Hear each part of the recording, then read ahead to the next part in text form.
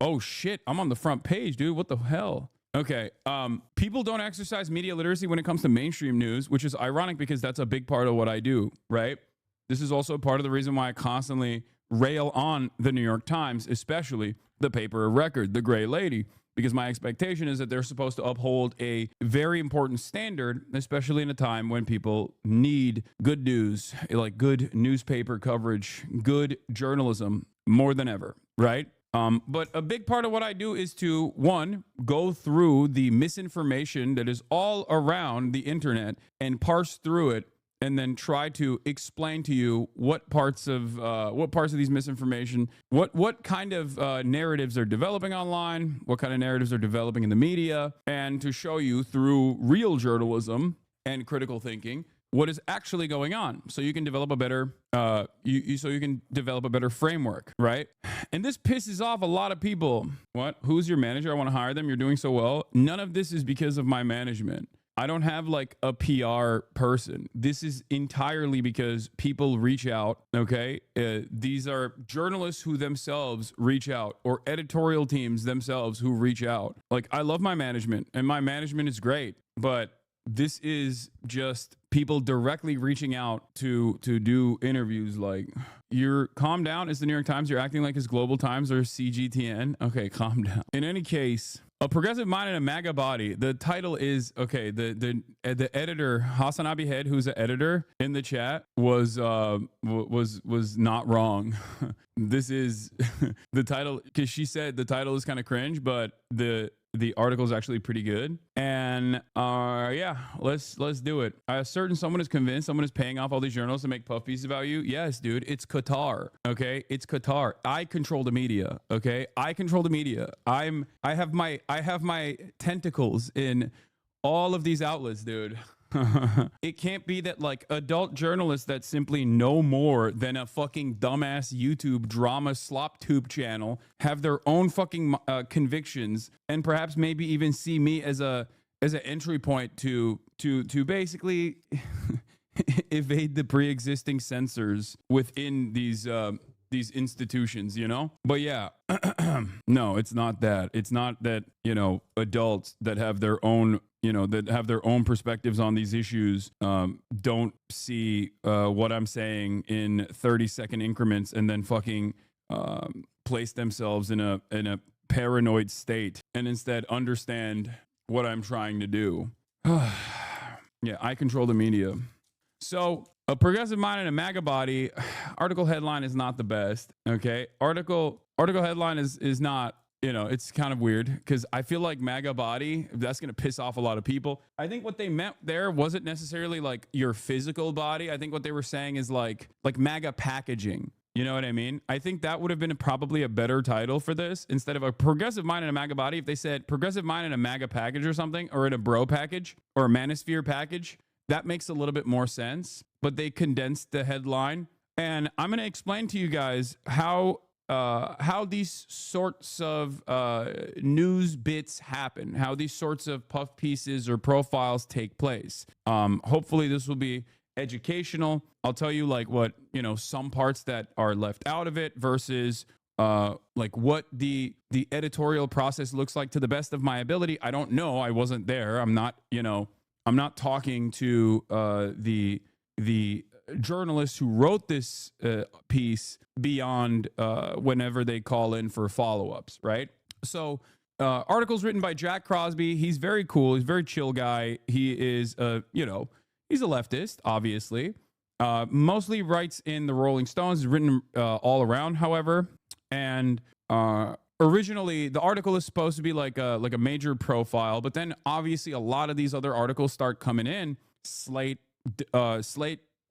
drops an article, and then obviously that kind of like cooks their angle because like everyone is trying to go for the same angle. And then the New York Magazine piece came out, and that was a very long profile. So then that that causes them to like push it back, restructure the article a little bit, and ultimately you arrive at this framing, right? But in any case, remember, the journalist doesn't choose the title. The journalist doesn't even actually choose in most circumstances. Like journalists will have feedback on which direction the article will go in, but they don't necessarily control. They don't necessarily control the way that the article is going to be presented, right? That's the editorial team's decision. And let's be real, the New York Times' editorial team is not necessarily, now this is the style section, so it's different, but the New York Times' broader editorial team is probably not super fond of me. Like, they probably see me as a ally for being a unique figure in the space that is a progressive figure, like unconditionally progressive figure, if not a radical one, in a space that is dominated by, far right extremism, right? But outside of that, they do see that this is like, I'm clearly doing something that is unique enough for them to be like, let's offer this some coverage. But here it is. Hasan Piker pumps iron, likes weapons, and wears pearls. His brand of masculinity is one of many fans online and has been a useful vehicle for his politics. Hasan Piker has become a star on Twitch and YouTube for hosting hours-long video streams that cover cultural topics like fitness, gaming, and fashion, as well as his socialist politics. By Jack Crosby. Hasan Piker thinks being a man is simple. Like many of his successful internet personalities who appeal to a generation of young men, Mr. Piker, a 33-year-old Twitch and YouTube streamer, is a bro. He likes weapons, inhales supplements, uses nicotine pouches, and ruminates endlessly on the legacy of LeBron James. But unlike many of his contemporaries, Mr. Piker, an avowed socialist, is just as at ease dressing in French-made drag as he is on a basketball court. In the 6 years since he started his daily online broadcast about culture and politics, Mr. Piker has become a streaming star. He has about 4.5 million followers combined on YouTube and Twitch, the platform wildly popular with Americans who came of age during the COVID-19 pandemic. In the most reductive way, it just comes down to confidence. That's what people are talking about when it comes to masculinity, Mr. Piker said in an interview. They're talking about confidence.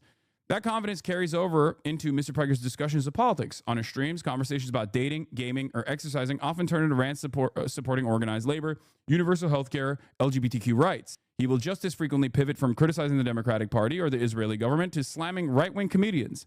This fluency between culture and ideology has led many to brand Mr. Piker a Joe Rogan of the left, if Mr. Rogan had a mop top and painted his nails. Mr. Piker in his studio earlier this year, he knows his success on camera has been partly aided by the way he looks. Mr. Piker's success on camera, in some parts, has been aided by the fact that he is, by conventional standards, a very handsome man.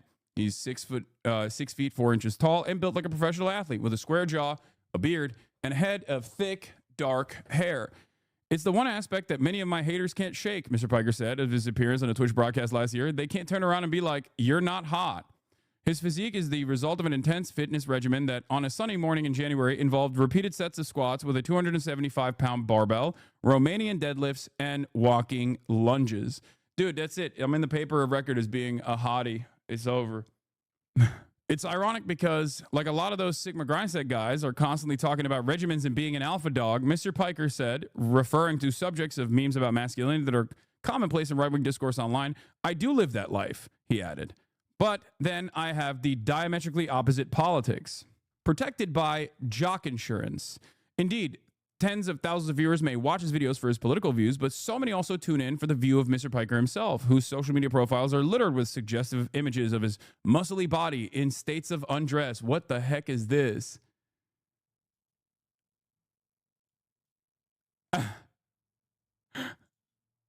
That's crazy. Or thirst traps, as the pictures are known.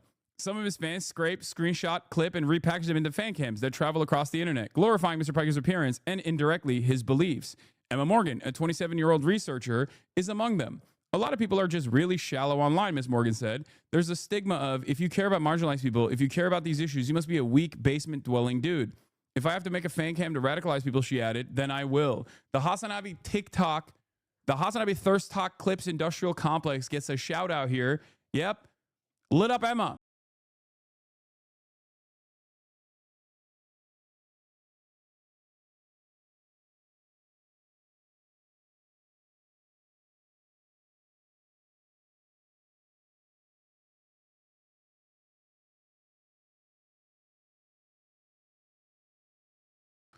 Mr. Piker approaches getting dressed with the same meticulousness as he does working out. Each day he streams, he typically posts a selfie of his outfit before he starts. His clothing choices can sometimes be as provocative as his opinions. On a recent trip to Japan, Mr. Piker wore a tight French maid's outfit, a pair of fuzzy cat ears, and a demure string of pearls while streaming from one of the country's maid cafes.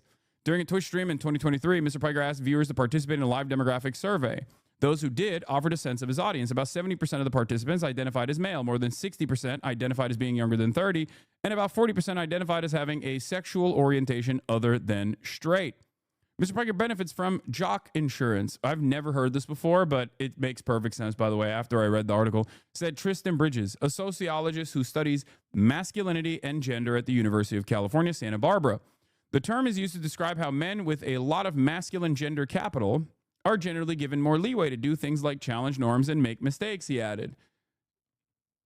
For an appearance at the 2024 TwitchCon convention, Mr. Piker wore a tank top that showed off his arms.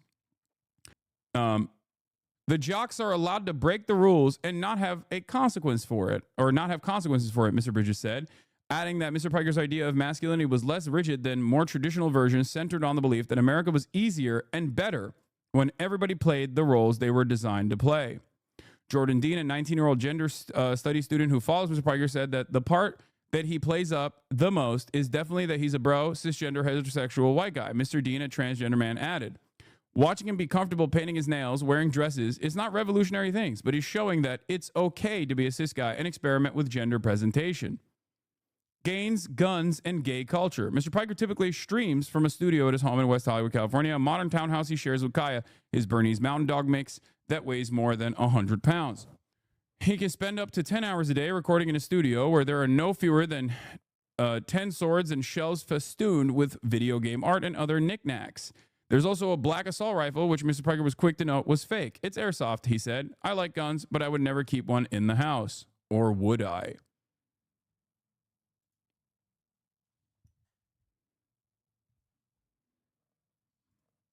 While Rogan's podcasts typically feature interviews with guests that meander into politics, Mr. Piker often approaches the topic alone on solo streams. Although he has recorded with the likes of Senator Bernie Sanders of Vermont and Representative AOC of New York, last year he streamed from the DNC. Mr. Piker disagrees with the comparisons to Rogan and has characterized what each does as being completely different. His marathon streaming sessions are fueled partly. This is one of the things that I actually said to the journalist was I ironically am the inverse Joe Rogan in the sense that sometimes what I'm doing is quite literally addressing the misinformation that Joe Rogan is spreading, which is part of the reason why whenever people say like, oh, you're the left Joe Rogan, I'm like, I don't know about that. You know what I mean? Because a big part of what I do and a big part of the reason why a lot of journalists actually appreciate what I do is because there is so much misinformation online, contrary to what like all of the annoying liberals say about how I'm the Alex Jones of the left or whatever. If you actually were to listen to journalists, they have a very different attitude about what I do because they know that a big chunk of my work is to specifically look at misinformation online, address that misinformation, correct the record, and actually show the real news coverage on the matter. Now, of course, real journalists understand that. They see the value in that. They recognize it. But drama slop tubers will turn around and say, I'm, spreading fake news or whatever. Who are you supposed to trust in this process? His marathon streaming sessions are fueled partly by cartons of Zyn, cans of Diet Dr. Pepper, and energy drinks. Mr. Piker, who fasts daily as a part of his fitness routine, usually consumes only coffee until around 2 p.m., when he has his first meal of precisely 1.1 pounds of roasted chicken breast with low-carb pita, meze, and sauces. He says his persona is built upon authentic interest in fitness, culture, style, and politics that he has had throughout his life. Mr. Piker was in a fraternity at Rutgers University, yes, but he also has been a lifelong gamer and anime fan. He moved to the Los Angeles area in 2013 after graduating from Rutgers and telling his parents, both college professors, that he intended to apply to law school. Instead, he got a job in ad sales at the Young Turks, a progressive news network founded by his uncle, the pundit Cenk Uygur. Mr. Piker does not deny that he is a Nepo baby, he said. A perfect society is one in which those types of advantages don't matter, he added.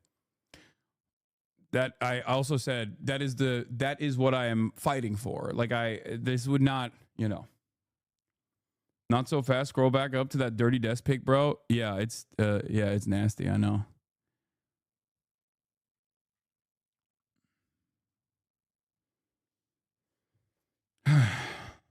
Yeah. Shaky Gurga made me, which is not something that I hide, obviously, but it'll be funny when people go, oh my God, he admitted being a Nepo baby. It's like, yeah, I always do. Hello, welcome. By 2016, he was regularly appearing in videos on the Young Turks' social media accounts. He started streaming on Twitch 2 years later. Fashion, he said, is something he has loved since he was too big. He was a too big teen growing up in Turkey, where he inhaled American culture through TV shows like The Boondocks.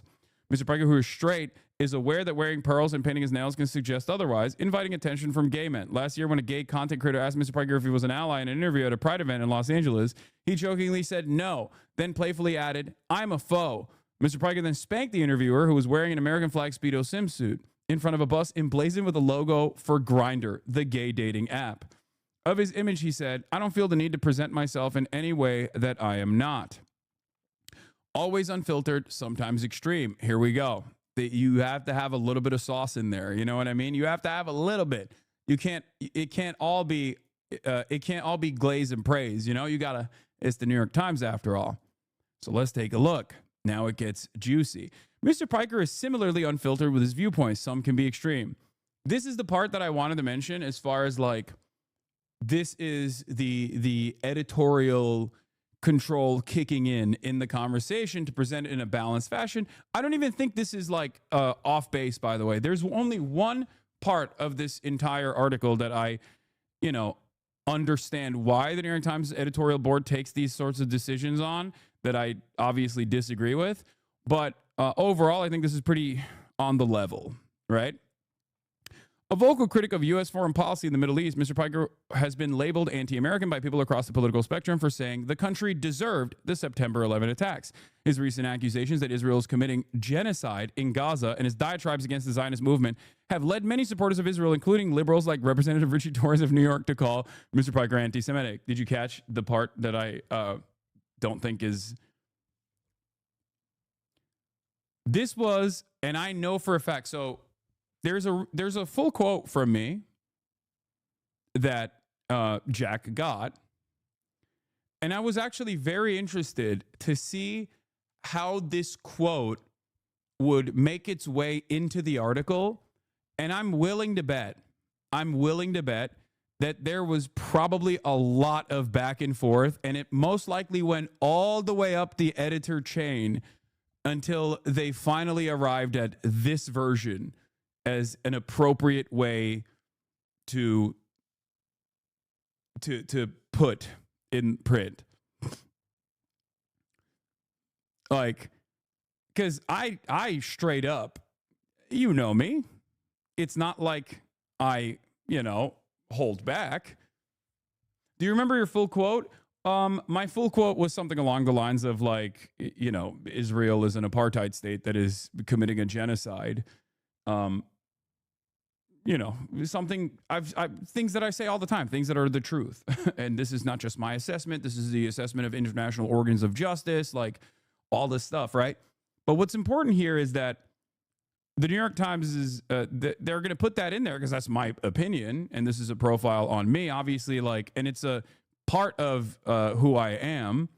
But it's interesting that like, televised baby Holocaust. No, I'm not going to give a quote to the New York Times where I say this is a live streamed child Holocaust. Like, there's a difference, right? Yeah, Ali Abunima also had this to say. In this generally flattering profile, New York Times labels Hassan the Hun extreme for calling Israel's genocide of Palestinians what it is. Note the quotation marks, which this poisonous propaganda rag uses to try to mainstream genocide denial. So that was the two parts in this that I found to be interesting. What I mean is, and this is not like up to the journalist, like 100%. This is not like the journalist himself is not making this decision. Okay. Straight up. This is, as I've said before, there is always a disparity between the newsrooms and the teams and the editorial team in most publications. And this is a classic example of that. It says encoding in process, new gooch boofing for the settlers, doco. Please react this on only 4 minutes. Can you please stop spamming my Chinese heart AI cover? I'm not going to react to it right now in the midst of me reading this New York Times article. So that's the thing. It's not my accusations that Israel is committing a genocide in air quotes. And I think that right there is the New York Times is like seasoning where they're like, this is fit to print. Like this is his real genuine belief, but we can't put it in there. And his diatribes against the Zionist movement have led many supporters. And by the way, to be fair, like they were much lighter on me than I thought they would be, because I was definitely a little worried when doing this initially, because, you know, the New York Times is, and this has nothing to do with like the actual journalists that work there, right? But the New York Times broadly is, them and the BBC are pretty awful on the issue of Israel. Anyway, I find anti-Semitism to be completely unacceptable, Mr. Piker said on a call in April. I find the conflation of anti-Semitism and anti-Zionism to be very dangerous, he added. I talked more on this as well. Aside from this, is this where the terrorists gather? Is Luffy still alive? Says Flippy333. No. Don't ban that guy. He's having fun. This is how he chooses to spend his Sunday. Yeah. His video streams are peppered with expletives, vulgarities, and other language that many have disavowed in the name of political correctness. He blocks commenters for what he sees as overt hate speech, but not for speaking critically when they challenge his views on topics like transgender rights or the war in Gaza. Some have accused him of sharing misinformation on streams, but Mr. Piker says his aim is to provide factual information along with his own views. John Favreau, a founder of the center-left podcast Pod Save America and his liberal parent company Crooked Media, said Mr. Piker's willingness to engage with viewpoints outside his own was another trait that might appeal to young men who had swung towards the right. He wants to reach those people too, Mr. Favreau said.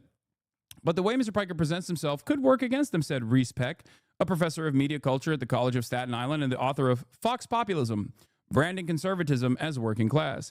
He's more events in Soho than he is Eastern Kentucky. As Mr. Peck put it, that bicoastal, stylish, hip masculinity has its limitations to appeal to a broad array of young men, especially working class young men. Now, what I find really funny is I don't really go to any events at all, let alone events in Soho, but I get what he's trying to say. Like, he's saying I'm a hoity-toity bicoastal elitist, which is true. And it's not something that I hide, right? Ironically enough, it's not something that I hide at all. I like what I like, and I don't like what I don't like, and I'm very vocal about it. I always see that as being honest. The irony, of course, is that none of these guys that actually appeal to a lot of the people that fucking live in Eastern Kentucky are in any way, shape, or form from that background anyway, right? And there's plenty of people from Eastern Kentucky, ironically enough, in this fucking community, as a matter of fact. So that's what's really interesting about it, because like it's not like Theo Vaughn. Yeah, Theo Vaughn has that background for sure, Louisiana boy, right? But nowadays it's not like he's fucking mucking it up and going in the swamp and wrestling gators, right? He's a super famous Hollywood celebrity. You see what I'm saying? And the same goes for Joe Rogan. Joe Rogan is an incredibly wealthy person, right? Andrew Schultz and that entire podcast is filmed directly out of the what is the fucking place? The hotel I stayed at as well. It's like the coolest place in New York, or was the coolest place in New York for a little bit. Dime Square, thank you. So none of these guys are actually, you know, directly broadcasting. None of these guys are directly broadcasting from, what do you call it? Eastern Kentucky. Oh, you stayed at 9 Orchard, bro? Yeah, I did. Okay. That bicoastal, stylish, hip masculinity has a limitation to appeal to a broad array of young men, especially working class young men. This part I actually disagree with. Because this also, if I were to present myself as something I'm not, then it would be inauthentic. It would also go against like my whole appeal, you know? What you see is what you get. Do you see what I'm saying? Like, there's motherfuckers in the Midwest that like anime too, you know? That's it. I'm not going to I'm not going to flip as an Eastern Kentuckian myself. You get along with us more than others. My Eastern KY peeps, yeah, that's what I mean. Like Trillbillies is a podcast of Eastern Kentuckians who are straight up in Kentucky, right? But I would suspect that, and I love those boys. They're fantastic, right? But I would suspect that, someone like Joe Rogan or Andrew Schultz probably is more prominent in the content consumption of like average Joes that are linemen or fucking work in construction in places like that, right? Like those guys are certainly not more real Appalachians than the Trillbillies boys, right? They're from the heart of Appalachia. So my point is the working class and their consumption doesn't necessarily the working class and their consumption is not looking for like optics, and that is not who I am anyway. It would be inauthentic if I were to present myself as like, wearing cowboy boots and working a field type shit. That's what a lot of Republicans do. That's like what Ted Cruz does, Yale graduate, puts on the snakeskin, acts like he's a real salt of the earth kind of guy, flies off to Cancun when his fucking state is collapsing. Clancy Campbell, a 20-year-old fan of Mr. Piker who is studying to become an esthetician, said the difference between Mr. Piker and his right-leaning counterparts could be boiled down to the amount of care and where you put it. With the right-wing media and stuff, they care almost too much about issues that don't matter, he said. With Hasan, it's like he cares, but in the right places. Alec Flynn, a 28-year-old comedian in Los Angeles whose material draws from his life as a straight man, said he did not religiously follow Mr. Piker, but he understood the appeal of Mr. Piker's brand of masculinity. The more authentically yourself you are, the more effective you will be, said Mr. Flynn, who was also in a college fraternity. At the end of the day, he added, people like frat bros. And that's where the article ends. Okay?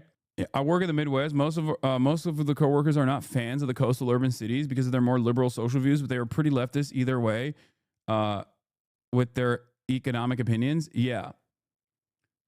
My point is, there isn't really anyone that actually there isn't really anyone that's actually authentically from, Ohio or whatever that then turns around and makes a podcast. Like, there are some people who I think fit that prototype even better than others.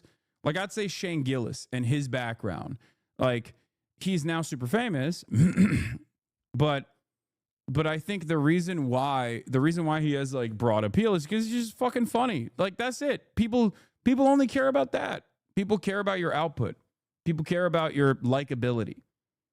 People don't necessarily care whether or not you are really from, this background, really from this area or whatever, right? Hank Pecker is the only red-blooded American who's appealed to coal miners, brother. Yeah. I understand the bro framing, but speaking in terms of the cisgender white male that is a huge NFL fan and also a metalhead, the appeal from my perspective was not the culture you consume. No. I think that this scratches the surface of what I do, and I think it's the juxtaposition of like what I look like and how I carry myself as opposed to what I say, right? And I think that is the package in and of itself that plays a role in why I find success. I think one of the best parts of the article is the jock insurance thing, which is I've never thought about it like that. Like I never knew that that's what it was called, but it's something that I've talked about quite a bit, which is that it's something that I even bring up when I'm talking about like the fucking Andrew Tates of the world, right? It's like people that look like me, people that talk like me, the expectation is I'm supposed to be this like MAGA right-wing guy. I'm supposed to have this machismo, and the only way to showcase my machismo and bravado is by constantly dunking on vulnerable populations to elevate my status, to elevate your status as a byproduct. Like, we're all higher than these fucking losers, these people that just like are weird and gross and fuck them, right? Like people that are vulnerable. And I think that that's lame as fuck. I think that that's weak as fuck. So, but did they not mention your belief system or your socialism? That's kind of odd. No, they did in the beginning. But men are down bad when one leftist dude is on the New York Times front page. Yeah, I do dunk on vulnerable populations all the time, like gaming frogs. That's true. New York Times somehow believes that one can authentically be working class, a la plaid shirts and cowboy boots, and most conservatives and libs use that aesthetic to appeal in a way that is entirely inauthentic. People aren't stupid. Exactly. It would not be real if I was like, wearing work boots and shit and running around like I'm actually, what is this? Meanwhile, Ethan's New York Times debut. What?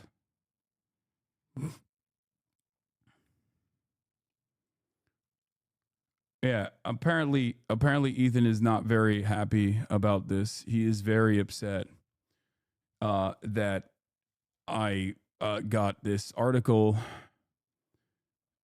written, and he's been posting about it.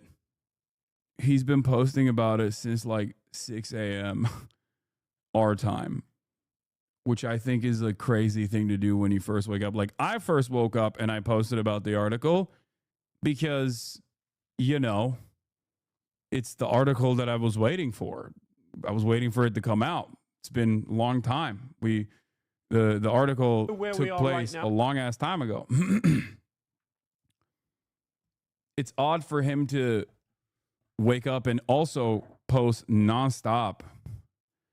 Literally nobody says that except those paid by his publicist. As a recent 2 minutes ago, on a multi-story Insta rant, his fluency between culture and ideology has led many to brand Piker or Joe Rogan to the left, and Mr. Rogan had a mop top and painted his nails. Literally nobody says that except those paid by his publicist. I don't have a publicist. My haters can't tell me you're not hot, bro.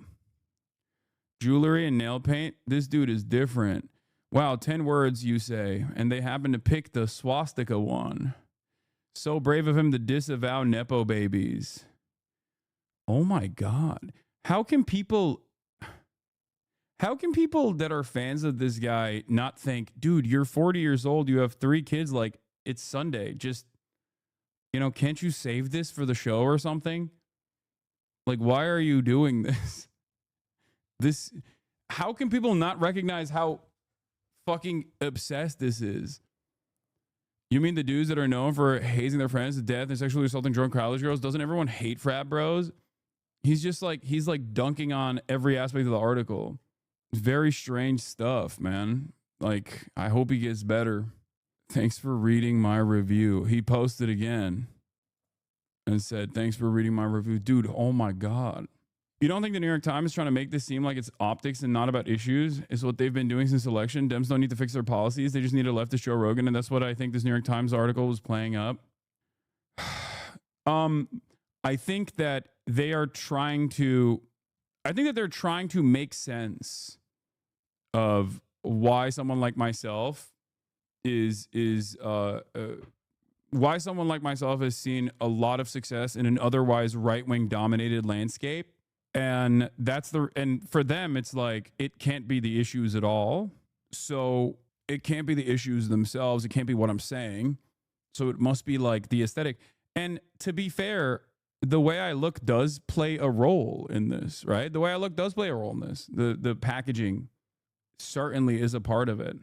Yeah, he placed the laughing, crying emoji over, I guess, my statements about political correctness. He blocks commenters for what he sees as overt hate speech, but not for speaking critically when they challenge his views on topics like transgender rights or the war in Gaza. Yeah, he clipped the, I find anti-Semitism to be completely unacceptable, Mr. Piker said on a call in April. I find the conflation of anti-Semitism and anti-Zionism to be very dangerous. He's being especially unhinged because the last episode did very poorly on views because it was the first step in a while, not clickbaiting you or iDubbbz. Yeah, as usual, he puts out the dog whistle on his Instagram stories. Then his rabid fan base starts a harassment campaign. Shame on you.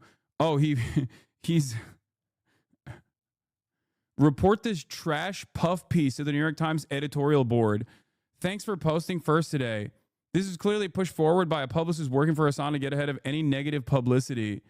Dude, I don't think these guys understand. They're allowing an email hate brigade on their sub, not linking directly, but I posted a tweet about it. I don't know if these guys understand that, like, this kind of stuff is very annoying to newspapers in general. You don't come across as like a normal person. And also, this is a direct brigade. Can you stop talking about him? Dude, are you fucking stupid? Are you actually that stupid that you don't understand what I'm showing here is not just like me doing drama? Like, what are you talking about? This is a direct fucking brigade. Like, this is also literally, by Reddit standards, not allowed. Like, this is, you're harassing a journalist and you're trying to get a fucking journalist fired for writing writing a profile on someone you don't like. This is literally Gamergate shit. This is what Gamergaters were doing for years and years. It's so insane because, like, every content creator has a decent amount of stalkers, right? But most content creators don't have a stalker that basically makes content off of them stalking, like everything that I do. I like you aren't downplaying the positive side of their obsession aesthetic and rapping aside. There's a real benefit to you being given publicity. Negativity be damned. Yeah, because I don't want people to get fucking fired for, I mean, it's not going to happen anyway, but I don't want people to have to deal with like annoying calls and shit like that. Like, it's so stupid. It's so lame. You know what I mean? It doesn't play the role they think. I really hate how the DNC was even has even independence as far as the majority report talking about messaging when it's a completely vapid party and makes the program very close to his doom. Yeah. No wonder Ethan was so shocked. What is this? We are not a Hasan snark. Over 150 posts in the last 7 days filled with such bangers as Hasan is jealous of Ethan. I can't stop imagining Hasan bringing someone back to his place for the first time. Note the Hasan post of the most engagement.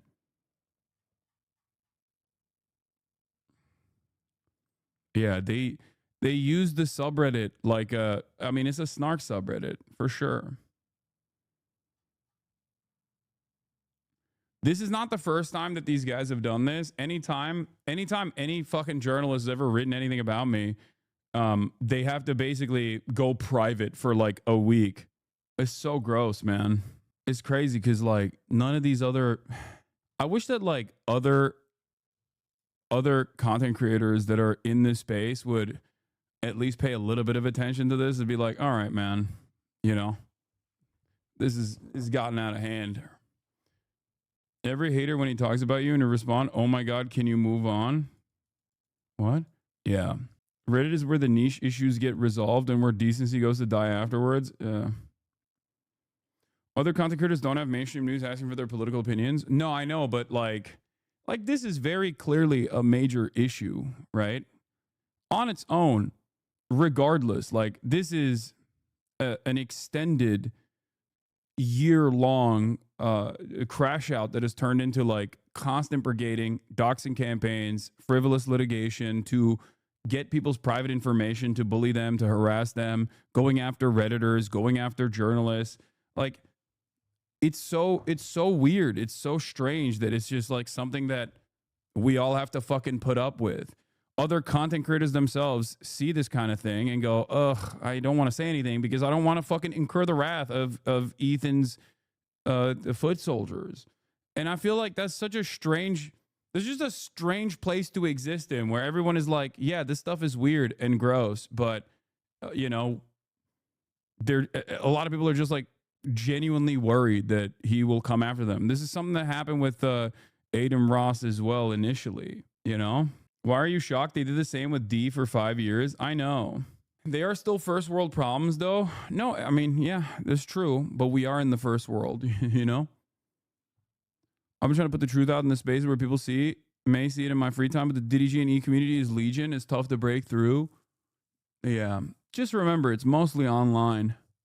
Even though the more we spend time online, the more the shit that we do online becomes the reality. New York Times article title change. What did they change it to?